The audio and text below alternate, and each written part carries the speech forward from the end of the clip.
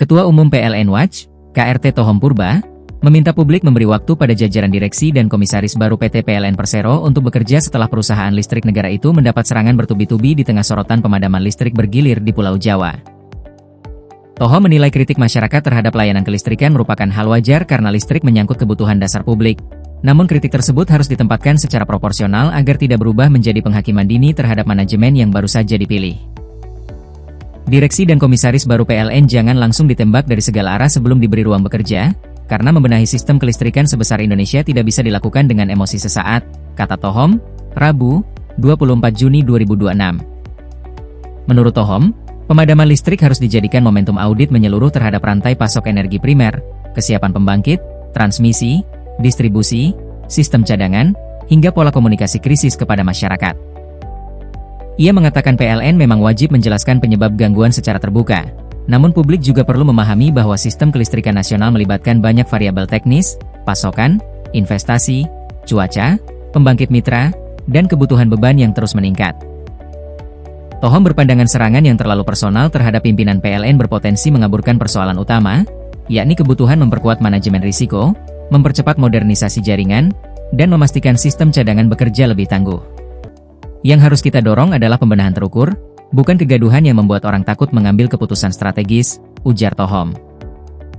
Tohom menyebut direksi dan komisaris baru PLN harus segera menunjukkan peta jalan pemulihan kepercayaan publik melalui evaluasi pemadaman, perbaikan standar pelayanan, percepatan digitalisasi jaringan, dan penguatan koordinasi dengan pemerintah serta penyedia energi primer.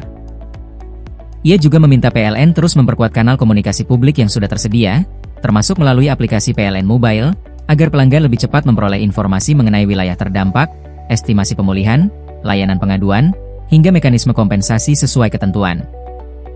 Menurut Tohom, pekerjaan di PLN merupakan pekerjaan yang sangat teknis, kompleks, dan berisiko tinggi karena menyangkut pembangkit, transmisi, distribusi, sistem proteksi, beban pelanggan, pasokan energi primer, hingga keselamatan kerja di lapangan.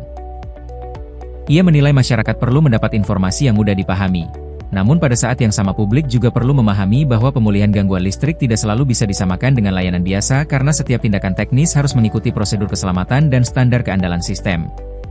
Tohom yang juga Ketua BPPH Pemuda Pancasila Pusat ini mengatakan bahwa isu kelistrikan nasional harus dilihat sebagai agenda ketahanan negara.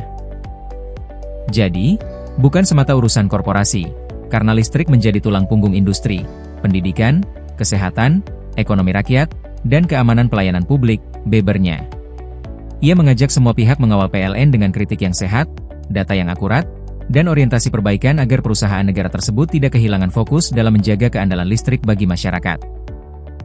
Beri mereka waktu bekerja, awasi dengan ketat, kritik dengan data, tetapi jangan sampai PLN dilemahkan oleh narasi yang hanya membangkitkan kemarahan publik, pungkas Tohom. Wahana TV, teropong konsumen.